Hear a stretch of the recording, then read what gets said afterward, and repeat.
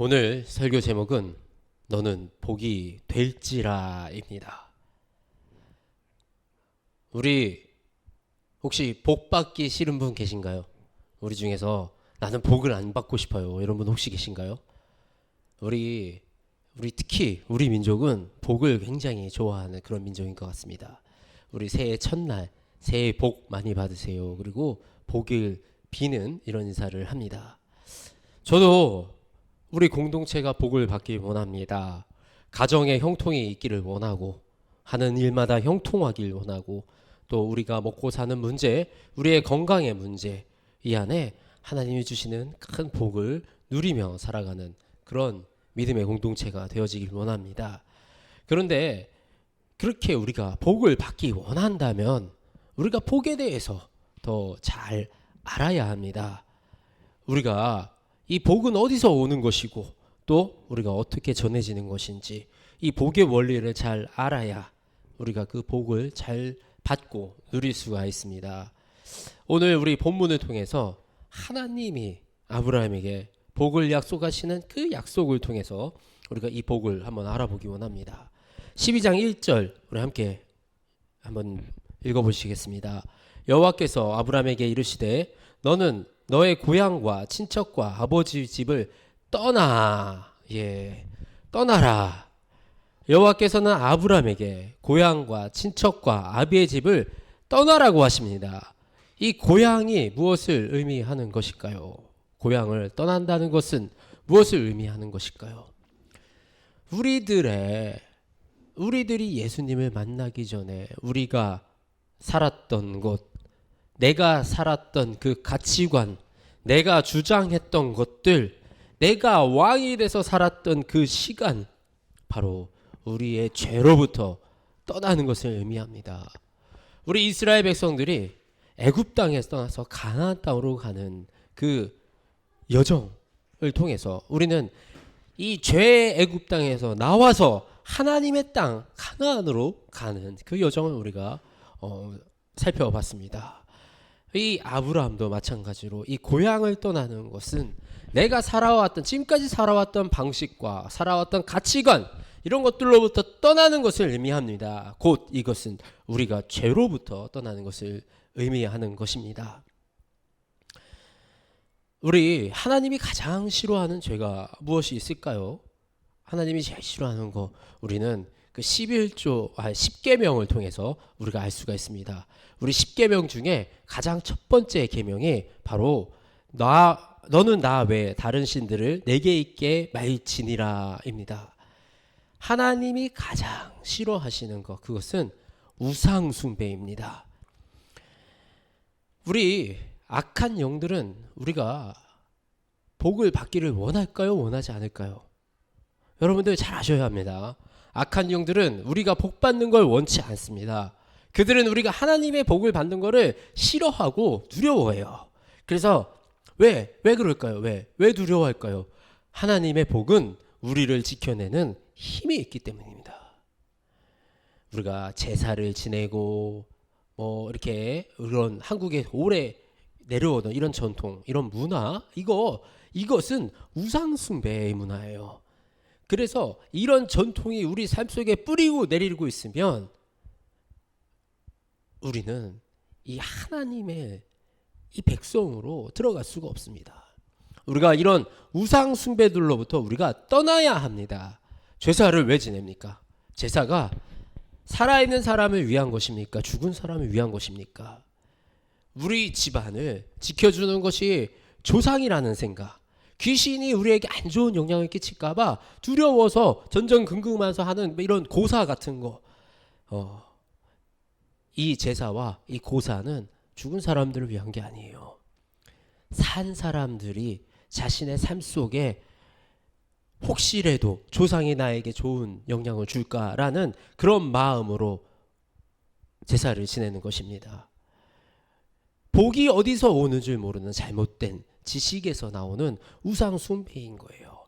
이런 것을 악한 영들은 기뻐하고, 악한 영들이 우리를 이렇게 우상 숭배의 자리로 끌어들여서 하나님과의 거리를 멀게 합니다. 사실 제사를 지내는 것보다 살아있는 부모님께 더 잘하는 것이 낫습니다. 부모님 살아계실 때는 연락도 잘 안 하고 찾아뵙지도 않다가 죽은 뒤에 가서 연락하고 찾아뵙는 거 얼마나 어리석은 일입니까? 우리는 그렇게 어리석고, 그리고 우리는 정말 어디서 복을 주고 우리의 인생을 책임져 줄 분이 누구인지를 정확하게 알지 못하고 하는 이런 어리석은 행동들로부터 우리는 벗어나야 합니다. 그리고 또 돈이 나의 문제를 해결해 줄 것 같고, 돈이 내 주머니에 있어서 마음이 편하다면 이 바로 돈이 우리의 우상입니다. 문제를 해결하는 것이나 나의 주먹이 문제를 해결하고 나의 능력이 문제를 해결한다고 생각한다면 그것이 바로 나의 우상입니다. 우리 아이의 성공적인 삶이 공부에 달렸다고 생각한다면 공부가 바로 우상이 된 것입니다. 하나님이 아니라 다른 대안을 내가 가지고 있다는 것, 다른 것이 나의 삶을 책임져 줄 것이라고 굳게 믿고 있는 것, 바로 그것이 우상 숭배입니다. 우리는 이러한 우상으로부터, 이러한 불순종의 죄로부터 떠나야 합니다.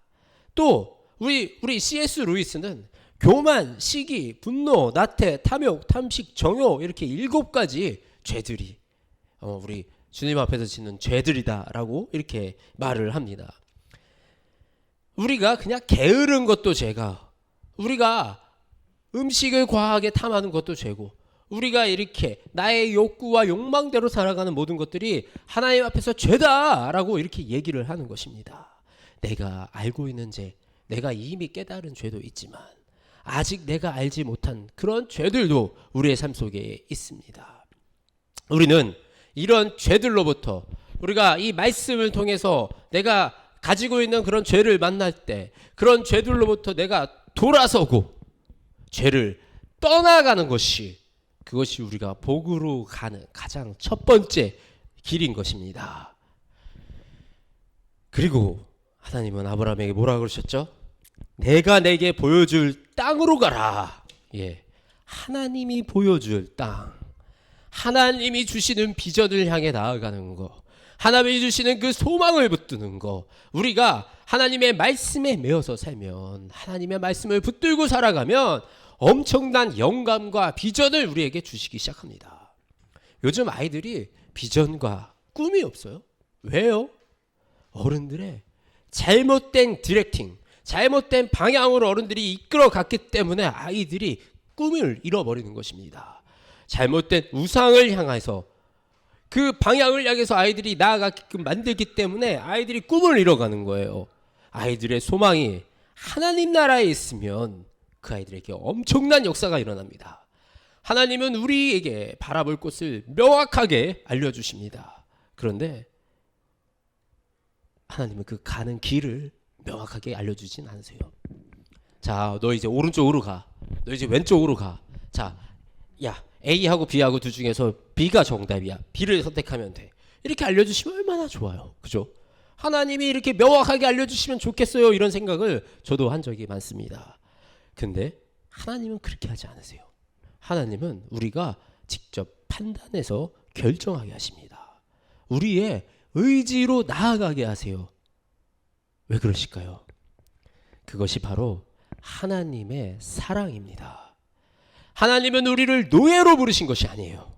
사람의 마음을 조종하고 행동을 조종하려고 하는 것은 노예 삼는 거예요. 하나님은 우리를 노예로 부르신 게 아니고 하나님은 우리를 사랑하는 자녀로 부르셨습니다. 자녀들을 내 마음대로 조종하거나 억지로 끌고 나아가는 것이 아니에요. 자녀는 스스로 의지를 가지고 스스로 결정하며 나아가도록 우리가 훈련시켜야 하는 거예요. 그런데 그 결정이 아무 데나 가면 안 되잖아요. 너무 이렇게 엇나가서 죄의 자리로 가면 안 되잖아요. 그래서 이 너무 잘못된 길로 가지 않도록 이 바운더리를 만들어주는 거예요. 인생의 경계를 만들어주는 거예요. 그 안에서 좋은 가치관과 좋은 사고를 통해 올바르고 건강한 삶을 살아갈 수 있도록 지도하는 것, 그것이 바로 부모의 역할입니다. 하나님의 사랑이 바로 그런 거예요. 이 말씀을 통해서, 성경을 통해서 우리가 지켜야 할 그 울타리를 만들어주세요. 그리고 이 말씀이 우리의 삶을 지켜나갈 수 있도록 그렇게 하나님은 우리에게 베푸시는 것입니다. 근데 이 말씀이 행동의 규범이라고 생각을 하면 많은 오류가 발생이 됩니다. 바리새인처럼 되는 거예요. 하나님의 뜻을 제대로 파악하지 못하고 하나님의 마음은 제대로 알지도 못한 채 그냥 정죄하고 지적하고 이러는 그 바리새인들처럼 우리가 행하게 되는 거예요. 하나님의 말씀은 울타리입니다. 그리고 하나님은 그 울타리 안에서 우리가 하나님께 물으면서 하나님과 함께 나아가기를 원하시는 거예요. 하나님은 우리와 삶을 나누기 원하십니다. 우리가 뭐 평소에는 서랍 안에 저기 넣어두었다가 필요한 거 생각나면 그때 요술램프 GD를 사용하듯이 이렇게 꺼내가지고 사용한 그런 것이 아니에요. 하나님은 우리가 늘 함께 하나님과 살아가길 원하시는 거예요. 날마다 하나님과 대화하고 하나님께 묻고 우리 삶의 경험을 하나님께 맡기고 그렇게 살아가는 것이 하나님이 원하시는 방법인 겁니다. 우리가 자녀들한테 원하는 것도 그런 게 아닌가요? 기쁜 일도 나누고 슬픈 일도 나누고 함께 이 땅을 살아가면서 손붙잡고 같이 살아나가는 거. 하나님은 우리를 자녀로 삼으셔서 우리와 그렇게 살아가기를 원하시는 것입니다. 우리 이스라엘 백성들이 애굽 땅에서 이 가나안 땅으로 이렇게 갈 때 그때도 하나님은 이렇게 너희는 어디를 거쳐서 어디로 이렇게 가라 이렇게 얘기 안 하셨어요. 어떻게 하셨어요? 날마다 구름기둥과 불기둥으로 그때 길을 인도하시고 그때 구름기둥이 멈추면 같이 멈추고 구름기둥이 앞으로 이동하면 같이 이동했어요. 하나님은 그렇게 우리가 하나님을 의지해서 하나님 안에서 하나님의 소명을 따라 그렇게 나아가기를 원하고 계십니다. 그리고 우리가 이 복을 향해서 반드시 걸어가야 할 그런 여정이 바로 이런 하나님과 동행하는 이 훈련의 여정입니다. 우리 이렇게 물으시는 분들이 많아요. 믿고 싶은데 어떻게 해야 되는지 잘 모르겠어요. 내가 믿음의 결정을 하고 싶은데 어떤 결정을 해야 되는지 잘 모르겠어요. 네, 어렵죠. 너무 당연한 질문입니다. 우리 이스라엘 백성들도 그랬어요. 당장 광야로 나가라고 하시는데 어떻게 할 바를 모르겠어요. 도대체 우리 어떻게 살라고. 그 이집트 군사들이 쫓아오는데 어떻게 도망가라고. 우리 이렇게 노약자들과 이 어린아이들 같이 이렇게 함께 움직이는데 어떻게 이거를 움직이라고. 알 수가 없어요. 무엇을 먹으라고요? 알 수가 없어요. 그런데 그 길을 한 걸음 디뎌 나갈 때 그곳에서 하나님의 역사가 일어났던 거예요. 잘 몰라도 괜찮아요. 지금 우리와 함께 하시는 하나님을 신뢰하세요. 지금 내 손을 붙들고 계시는 하나님을 바라보세요. 나보다 더 간절하게 나를 만나기를 원하시고 나를 붙들기를 원하시는 바로 그 하나님이 복의 주인이시고 참 복이신 것입니다. 우리가 그 하나님을 붙드는 것, 그것이 우리가 그 복의 자리로 들어가는 것입니다. 그런데 이렇게 생각할 수 있어요. 이거는 아브라함에게 주신 축복이잖아요. 저기 외국인, 내가 누군지 알지도 못하는 전혀 나랑 상관없는 사람 아니에요? 이게 무슨 우리랑 상관이 있습니까? 라고 얘기할 수 있습니다. 우리 3절 한번 보실까요? 너를 축복하는 자에게 내가 축복을 내리고 너를 저주하는 자에게는 내가 저주하리니 땅의 모든 족속이 너로 말미암아 복을 얻을 것이라. 너로 말미암아 땅의 모든 족속이 복을 얻을 것이라. 아멘. 예. 땅의 모든 족속이 복을 얻을 것이라 말씀하십니다. 오늘 아브라함에게 하신 이 축복의 약속은 우리에게 주시는 말씀이에요. 아브라함에게 주시는 그런 말씀이 아니라 아브라함을 통하여 모든 족속이 하나님이 주시는 축복을 누릴 것이라 그렇게 약속하고 계십니다.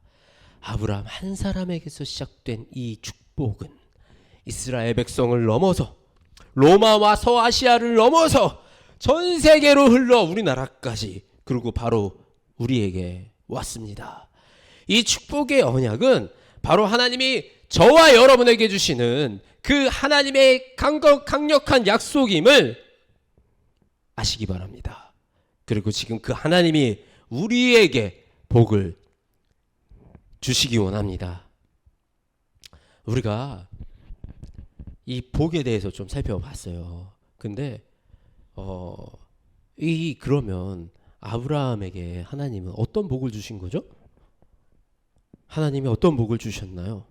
하나님은 우리 아브라함에게 이 복을 주시겠다고 하지 않았어요. 뭐라 그러셨죠? 우리 한번 2절 후반절. 복을 주어 내 이름을 창대하게 하리니 너는 뭐라고요? 복이 될지라. 아멘. 하나님은 우리에게 말씀하십니다. 너는 복이 될지라. 내가 복덩어리가 되어서 내 주변 사람들이 복을 받는 거예요. 내가 복이에요. 우리가 복이에요. 우리 자체가 하나님의 축복인 것입니다.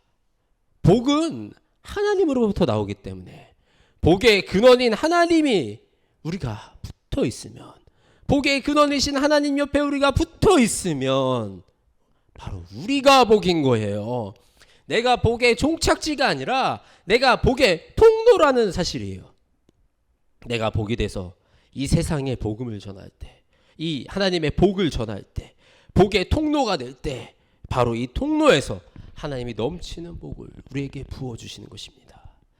세상 사람은 어디서 조금만 손해보면 속상해하고, 또 나이가 남들보다 조금 더 이렇게 피해볼까봐, 남들보다 조금 더 할까봐 전전긍긍합니다. 근데 하나님은 하나님의 이 복은 주는 사람에게 부어지는 복입니다. 우리가 복을 주는 사람이 되시기 바랍니다. 내가 속해 있는 직장, 가정, 내가 만나는 사람, 또 내가 서 있는 모든 곳에 하나님의 그 복이 넘쳐나는 역사가 일어나기 바랍니다. 내가 더 열심히 일하고, 더 기쁨으로 일하고, 주변 사람들 칭찬해주고, 또 힘들어하는 사람들 도와주고, 아파하는 사람 위로해주고, 배고파하는 사람 밥 사주고, 그렇게 내가 하나님의 축복의 통로가 되어질 때 하나님의 측량할 수 없는 복이 우리를 통해서, 바로 나를 통해서 흘러가게 되는 줄 믿으시기 바랍니다. 그렇게 하나님이 부어주시는 복은 끝이 없는, 정말 측량할 수 없는 엄청난 복을 우리가 경험하게 되는 거예요. 우리가 그 복의 통로로 서 있을 때 우리가 그 복을 누구보다 더 많이 누리게 되는 것입니다. 근데 아브라함은 도대체 어떤 사람이었길래 하나님이 이런 축복의 약속을 하셨을까요? 아브라함이 얼마나 특별한 사람이었을까요? 그렇지 않아요. 아브라함도 우리 같은 사람이었어요. 겁도 많고, 하나님을 신뢰하지도 못했던 그런 나약한 인간이었습니다. 얼마나 겁이 많았냐면, 그 다른 나라에 갔을 때 내 와이프가 너무 이뻐서, 내가 아내라 그러면 사람들이 나를 죽이고 아내를 취할까봐 내가 누이라고 속여가면서 내 아내라고 얘기하지도 못할 정도로 이렇게 비겁하고 겁 많고 약했던 그런 인간입니다. 하나님이 아브라함에게 너희 자식의 민족을, 너희 자손으로 민족을 만들겠다라고 약속을 하셨는데, 아브라함과 사라는 이제 우린 나이가 많아서 아기도 못 갖는데 우리 빨리 첩을 한 명 들여가지고 아이를 낳읍시다. 이런 간악한 결정을 했던 이런 사람이 아브라함이었어요. 자기는 굉장히 똑똑하다고 생각을 했을 거예요. 자신들은 나름대로 이렇게라도 빨리 아이를 만들어놔야지 하나님이 복을 주시지, 자손이 이어지지, 이런 생각을 했을 거예요. 근데 그 결과가 어떻게 됐습니까? 결국 그 아이와 그 산모를, 그 어린 그 아내를 이 광야로 내쫓는 그런 불상사가 일어나게 되고, 그 아들이 지금 이슬람교 이스마엘의 후예라고 불리는 이슬람교가 이 세상을 어지럽히는 그런 역사가 시작이 된 거예요. 내가 아무리 똑똑하고 좋아 보이는 결정을 하더라도 우리 하나님을 의지하지 않는 이런 나의 계획과 나의 생각들은 결코 좋은 결과가 나오지 않습니다. 우리가 온전히 하나님을 신뢰하며 살아가는 것, 하나님을 신뢰하는 것, 그것이 우리가 하나님의 복을 받는 이 중요한 원리입니다. 그런데 하나님을 신뢰한다는 것은 기다림이에요. 사라가 90세가 될 때까지, 아브라함이 100세가 될 때까지 하나님의 약속을 내 생각으로는 이제는 안 돼, 이제는 끝났어 라고 하는 그 순간에도 하나님을 신뢰하면서 하나님의 기다림이, 그것이 바로 하나님을 신뢰하고 기다리는 것입니다. 그리고 그 다음에 우리는 하나님께 온전한 순종을 이루어야 합니다.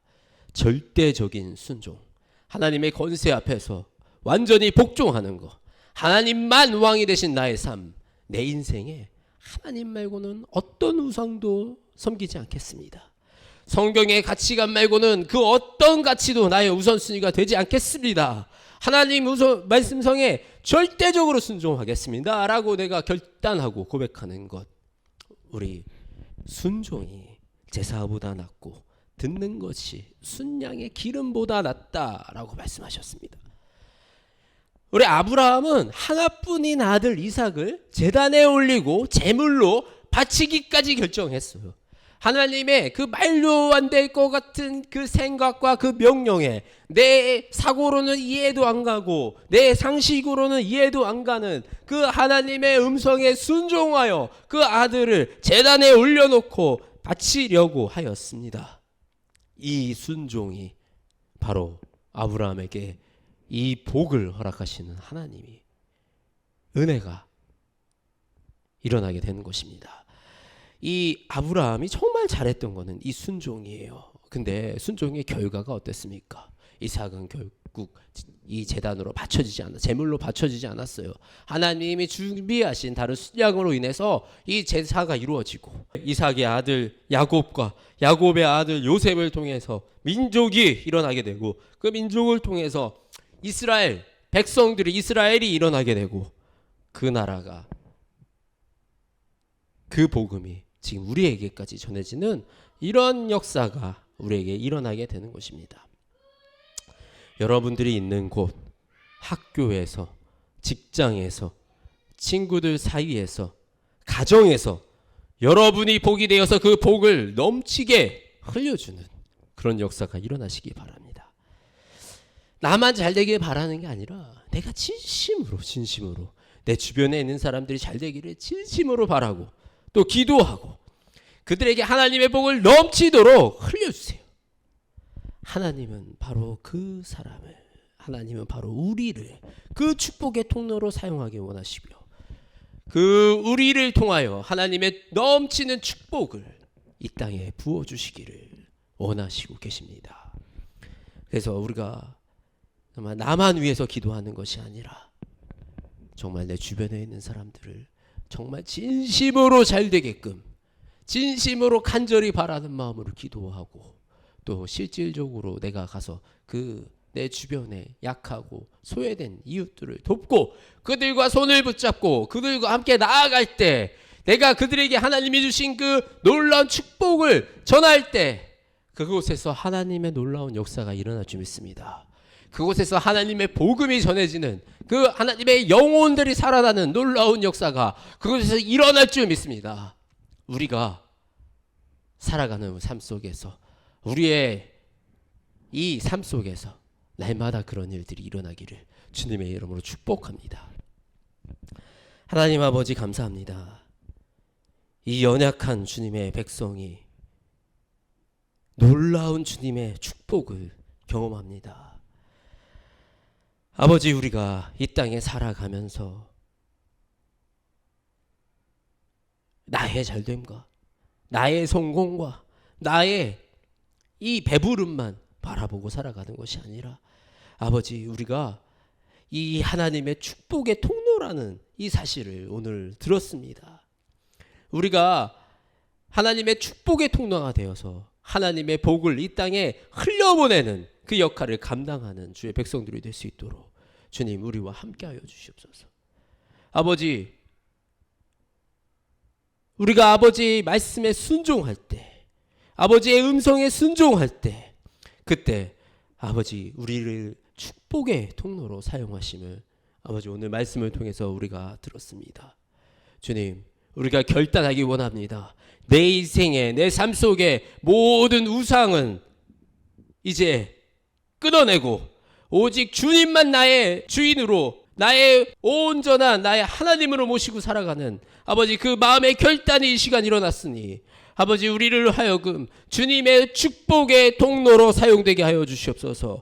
내 삶이 온전히 주님만 바라보게 하시며 주님의 뜻을 향해서 나아가길 원하옵고 아버지 우리가 이 과거의 악한 것들과 우상숭배와 죄악들로부터 온전히 끊어져 이제는 주님의 백성으로 주님과 함께 동행하는 주님의 자녀로서 이 땅에 살아나가길 원하오니 아버지 우리의 손을 붙드시고 우리로 하여금 아버지의 놀라운 축복이 날마다 드러나는 역사가 우리를 통해서 주님의 축복이 충만하게 역사하는 역사가 일어날 수 있도록 주님 우리와 함께하여 주시옵소서. 우리의 참 주인 되신 우리 주 예수 그리스도의 이름으로 기도드립니다. 아멘.